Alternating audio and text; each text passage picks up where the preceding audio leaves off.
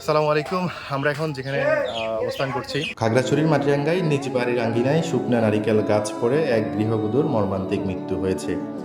নিহত গৃহবধূর নাম স্বপ্না সাহা। তিনি মাটিরাঙ্গা উপজেলার বলডিলা এলাকার বাসিন্দা এবং ললিত সাহার স্ত্রী। স্থানীয় সূত্রে জানা যায়, শনিবার 20 জুন বিকেল প্রায় 4টার দিকে স্বপ্না সাহা নিজ বাড়ির বাহিরে অবস্থিত রান্নাঘরে কাজ করছিলেন।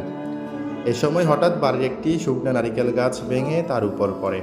এতে তিনি গুরুতর আহত হন এবং মাথাসহ শরীরের বিভিন্ন স্থানে আঘাতপ্রাপ্ত হয়ে রক্তক্ষরণ হয়। পরে পরিবারের সদস্য ও স্থানীয়রা দ্রুত তাকে মাটিরাঙ্গা উপজেলা স্বাস্থ্য কমপ্লেক্সে নিয়ে গেলে কর্তব্যরত চিকিৎসক তাকে মৃত ঘোষণা করেন।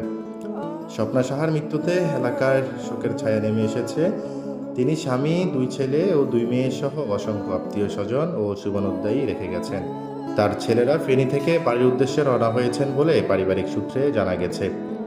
এই আকস্মিক ও হৃদয়বিদায়ক ঘটনায় বলিটিলা এলাকায় শোকের মাতম বিরাজ করছে। স্থানীয়দের আহাজারিতে পরিবেশ ভারী হয়ে উঠেছে। M A Siddique, people talk news.